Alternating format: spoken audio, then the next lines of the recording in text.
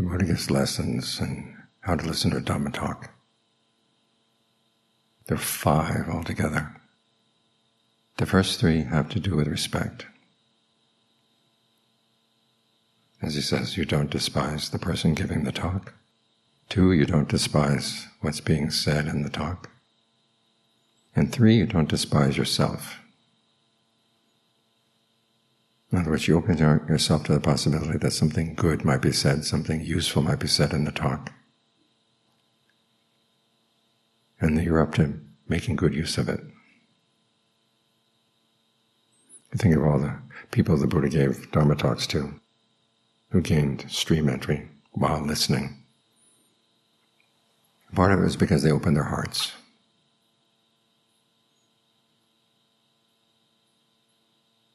There's the case of Yasa, who was going through a lot of turmoil. He'd been entertained by his dancing women, and then he'd fallen asleep, and so the women said, well, why are we dancing if we're dancing for him? So they stopped, and they fell asleep. He happened to wake up, and he said it was like waking up into a charnel ground. People lying all over the place. So he had to leave the house, went wandering off, came across the Buddha. And Yasa had been complaining of this, what a turmoil he was in. And the Buddha said, come here, listen, right here is not a turmoil. So Yasa went in to listen. And the Buddha gave what's called a graduated discourse. He talked about generosity, the goodness of generosity, virtue, the goodness of acting in harmless ways, basically affirming what people already knew about goodness, and went on to say that it gave results, good results in this lifetime, good results in the next lifetime, even up to the sensual levels of heaven. And then he turned the tables. He said, but even those sensual pleasures in heaven have their drawbacks. At any rate, they don't last. And when you fall from heaven, you fall hard.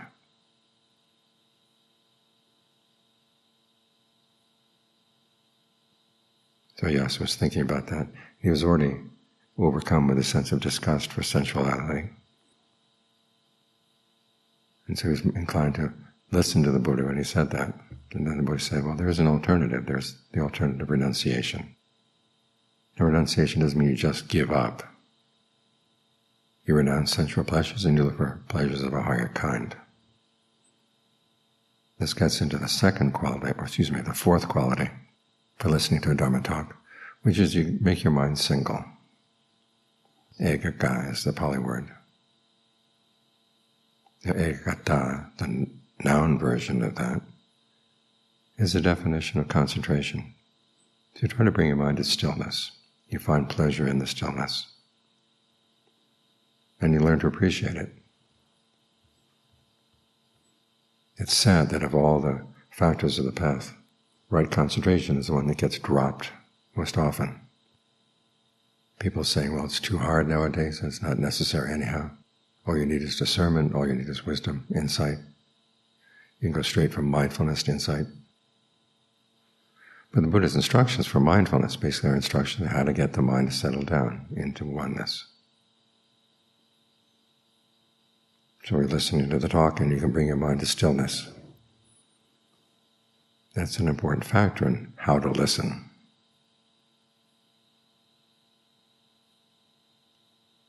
And then when the Buddha would see that Yasa was ready, then he taught him the Four Noble Truths. This goes into the 5th factor for how to listen, which is appropriate attention. Yoniso, manasikāra. It's basically asking the right questions. When you first get the mind to settle down, your thought is, how can I make this last? And there's nothing wrong with that thought. Learning how to appreciate the pleasure of getting the mind into oneness. Finding pleasure apart from sensuality. That's an important skill. One that should be cultivated. One that should be appreciated. but you realize it's not an end in and of itself. It's there for you to start asking questions about your mind. It's by bringing the mind into oneness that you can actually observe it.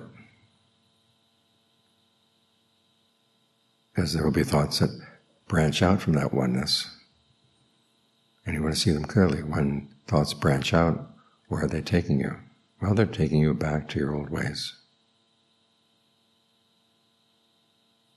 And so you learn how to let them go.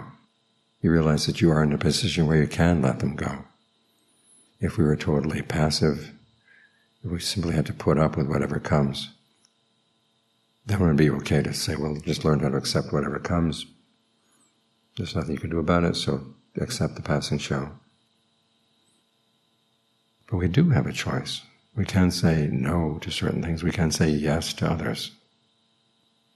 That's what appropriate attention is all about. Learning the right standards, what counts as skillful and what doesn't count as skillful. And seeing that the issue of what is skillful and not skillful is the important question.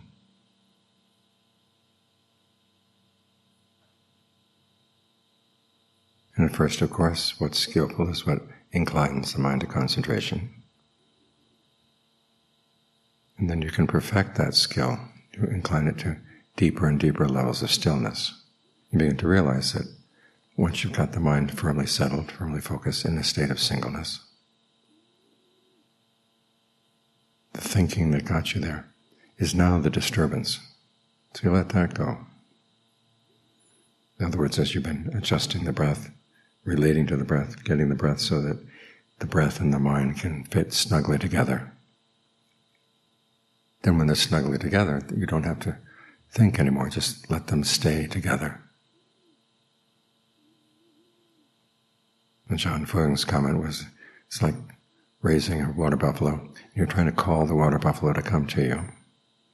When it comes, you don't have to call it anymore. You're there. You can ride the buffalo. This way you ride the breath. And there'll be a sense of intense refreshment, even to the point of rapture. And then that becomes the disturbance. You want the mind quieter than that. So you keep peeling away these layers of the concentration itself. You peel away, and it's like peeling an onion. You finally get to the point where there's nothing more to peel away. That's what appropriate attention is all about. And it gets you from the question of what is skillful and what is not skillful directly into the questions behind the Four Noble Truths. Where is there stress here? And you see that in whatever still is wavering in the mind, whatever still is going up and down in the mind. And then you see the cause. What causes it to go up and down? What causes a rise in the level of stress? What happens when the stress goes down? And you notice that it's something you're doing. And the reason you can see it is because you've been practicing the path. So this question about what is skillful and what is not skillful morphs very quickly into the Four Noble Truths. And just keep peeling things away until there's nothing left to peel away. And that's when the mind can open up to something that's not fabricated, not put together. It was through this process that Yasa gained the Dhamma eye. Whatever is subject to origination is all subject to cessation. In other words, what is caused by fabrications in the mind will all have to fall away. The question is, what state of mind, in what state of mind would that realization occur? It would be a state of mind in which you saw something that was not subject to fabrication and did not fall away. It would be an experience of the deathless.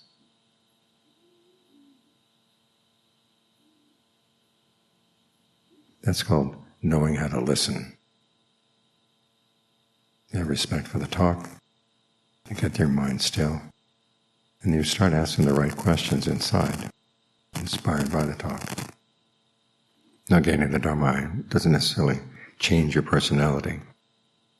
But it does change your perception of what is possible in the world. It is possible through your own efforts to find a deathless happiness. You may not fully experience it. That's what's called stream entry. There's more work to be done. But it reorients you. You see something that's not composed of any of the aggregates. But there is a consciousness there. So from that point on, you would never identify yourself as being identical with the aggregates, or owning the aggregates, or being in them, or having them be in you. Your doubts about the Buddha have gone. And you realized it was through your own unskillful actions that you hadn't seen this. One of the chastening parts of the experience is that you willfully ignored this aspect of your experience. And so stream entry is not accompanied by pride. It's accompanied by a sense of your own foolishness. But at the same time, there's an intense sense of relief that there is something deathless and you can find it. That's why it's such a momentous experience. But as I said, it may not change your personality. There are stories in the canon. Prajapati, after she became a stream enterer, was still very stubborn. Roja, a very self-centered member of the noble class, was still very self-centered after he became a stream enterer. The first thing he said to the Buddha was, "From now on the Sangha should receive gifts from me and nobody else." So obviously there's more work to be done. That's the case of Upali, the householder. Originally had been a follower of the Jains. And he went one day to try to disprove the Buddha's teachings. And in his conversation with the Buddha, he kept on refusing to listen to the Buddha's reasons, saying, "No, I'm still not convinced, I'm still not convinced." And then after the Buddha had given him many convincing reasons, he finally said, "Well, actually I was convinced by your first reason, but I wanted to see how far you could go." So he's not the most appealing character. And then when the leader of the Jains finds out what has happened, comes to visit him, Upali really rubs it in that he's no longer a follower of the Jains. So we're not trying to work on a change in the personality. Stream entry can happen to all kinds of people.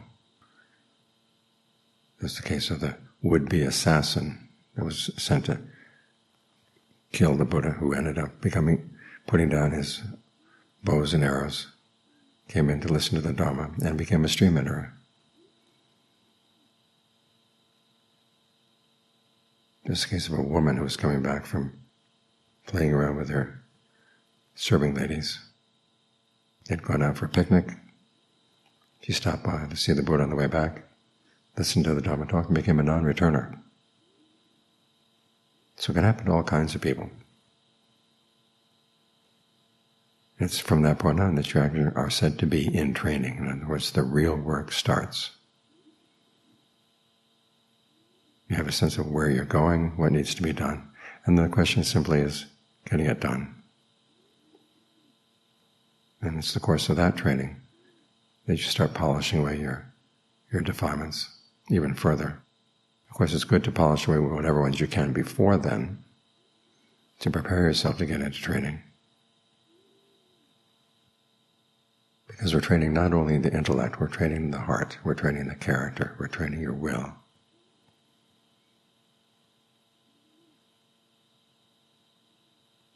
It's an all-around training. But the real training begins when you see where it's going. You know where the arrow is aimed. And it's simply a matter of following the arrow all the way to the end. And it starts with knowing how to listen and how to take the Dharma inside and get the most out of it. So remember these 5 qualities. You don't despise the speaker, you don't despise the Dharma, you don't despise yourself. You develop singleness of mind as you listen, and then you apply appropriate attention, asking the right questions.